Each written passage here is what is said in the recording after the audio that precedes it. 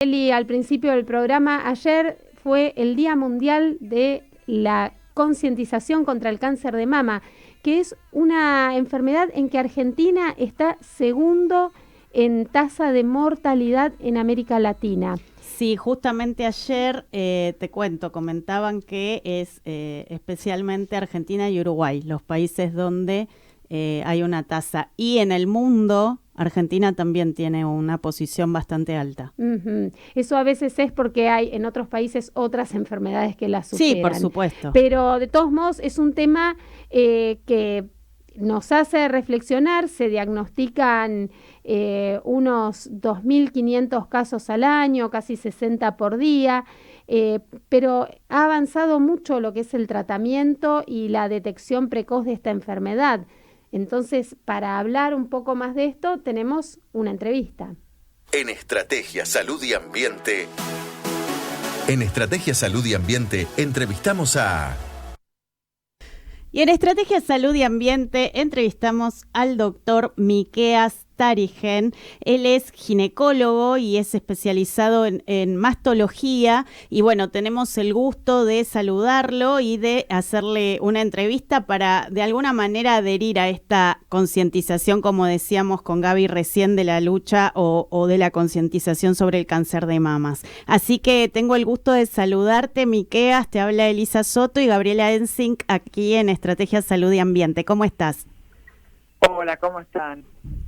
Bien, bien. Con ganas de está muy bueno esto lo que hacen para ayudar a la concientización, ¿no? Más que ayer fue el Día Internacional del Cáncer de Mama, internacional en todo el mundo, se declaró este día con la idea de concientizar y después se tomó todo octubre, ¿no? Como si fuera el mes rosa, para colaborar con la concientización. Como ustedes muy bien decían, es el tumor más frecuente femenino. Claro. Pero lo bueno, que cuando se diagnostica precozmente, tiene una curabilidad mayor de un 90%. Por eso, tanto hincapié en la concientización. Exacto. Y Miqueas, ¿podemos hablar, así como se dice que no hay un tipo de cáncer, sino múltiples en el cáncer de mama también?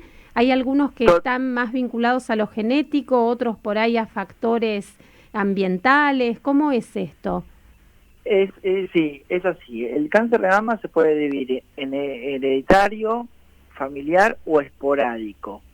Siendo el esporádico, en un 80% de los casos, o sea, el más frecuente. O sea, a veces uno piensa que porque tengo una familiar con cáncer de mama, tiene más probabilidad y no. El más probable es el que sea el esporádico, o sea, sin antecedentes.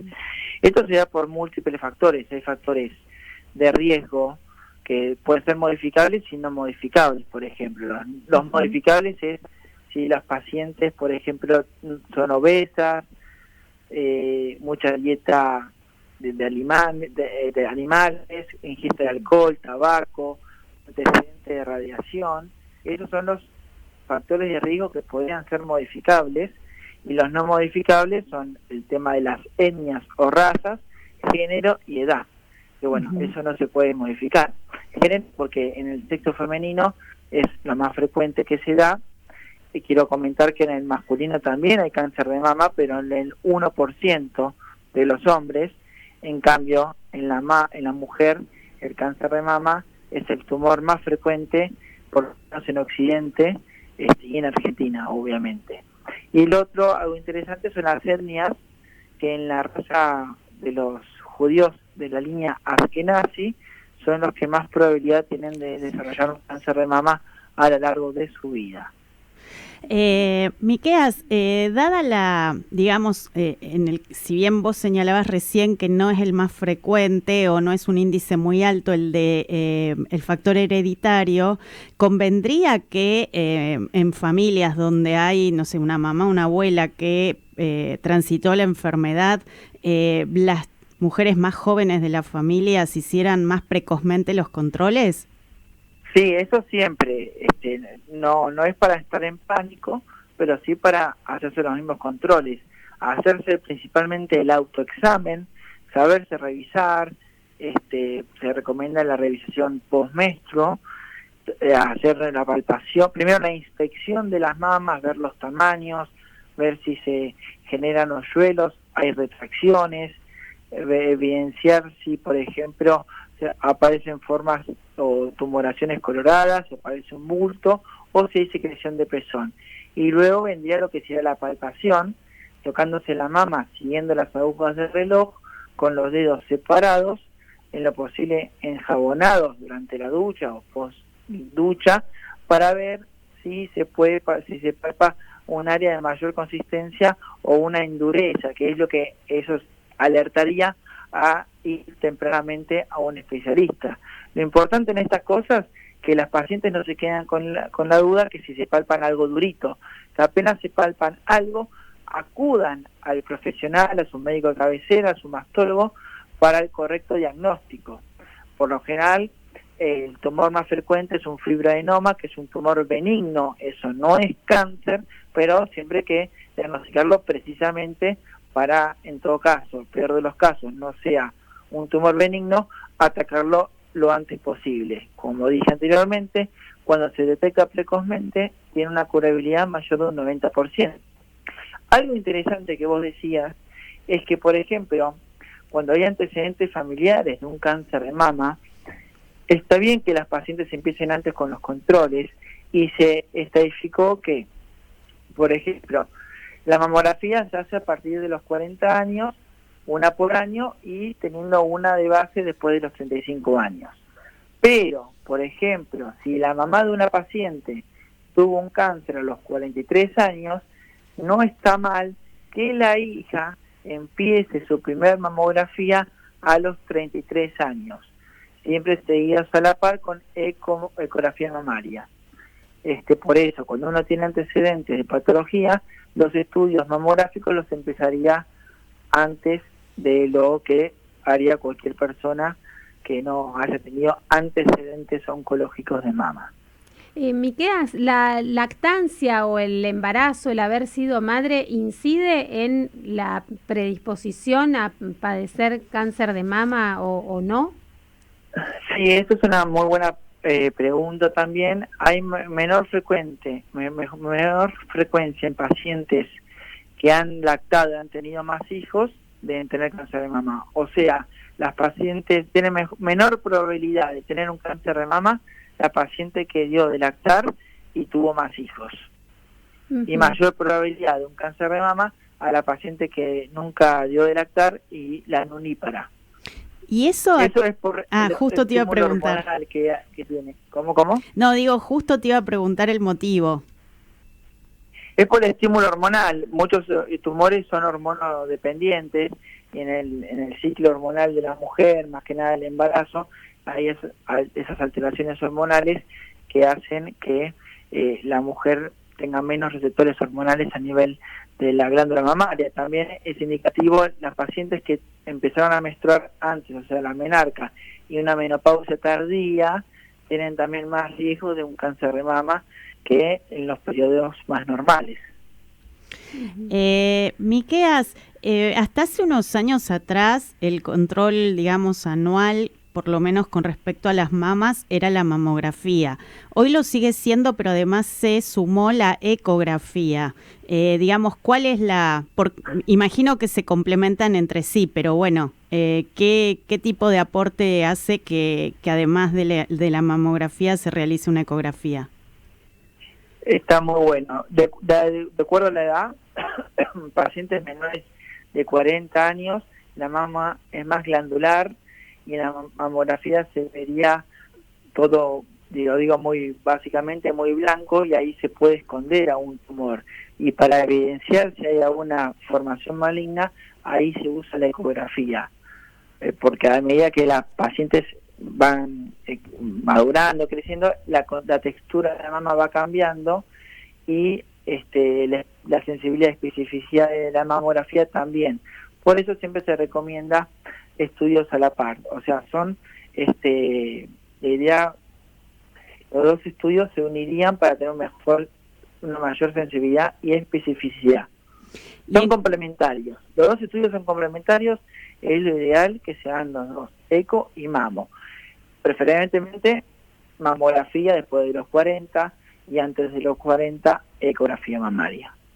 Miqueas, ¿y cada cuánto? ¿Está bien con un control anual o conviene, digamos, que sea cada 6 meses? Todo depende. Lo ideal es anualmente, pero si en las imágenes se evidencia un nuevo nódulo o una alteración en las calcificaciones en caso de la mamografía o algo que genera cierta probabilidad de que sea algo sospechoso, ahí sería como un Barrats 3, jerárquicamente se estadifica así, y sería control cada 6 meses. Y cuando hay alguna duda, sería un Barrats 4, que se necesita sí o sí el estudio histopatológico, o sea, una punción. Pero, en general, los controles mamarios tienen que ser sí o sí una vez por año. Uh-huh. En esto de, hablábamos que en general es curable y de hecho más del 85-90% lo son. En las pacientes que ya transitaron un cáncer de mama, los controles tienen que ser agudizarse por si eso produce después una metástasis o si puede volver después de haberse curado. Está buena la pregunta. En los primeros 5 años de un tratamiento de cáncer de mama, los controles son más cercanos, ¿no es cierto? El primer año son cada 3 meses, aunque sea el examen físico, y la mamografía cada 6 meses. Luego los 2 años se pueden ir espaciando un poquito más. Hoy en día lo que se usa por lo general es la quimioprevención con tamoxifeno por lo general, que eso hace que disminuzca la probabilidad de una recidiva en la mama misma y en la mama contralateral, en caso de una tumorectomía. Pero la paciente nunca tiene que dejar de hacerse los estudios y es más probable que una paciente que haya tenido cáncer de mama tenga de vuelta un cáncer de mama, es más probable que una paciente que nunca haya tenido nada. Ah, mira, ¿y en la misma mama o en la de al lado? Puede ser indiferente eso, porque ya una paciente que tiene la predisposición puede aparecer en la misma o en la de al lado. Eso está muy bueno el comentario, porque también hay factores predisponentes y hoy lo que se usa mucho es la mastectomía de reducción de riesgo, en caso que haya genes alterados, mutados que produzcan cáncer de mama, o simplemente porque la tumorectomía, el tumor es muy grande y se hace directamente la mastectomía y a veces eso puede llegar a evitar la recidiva en la misma mama.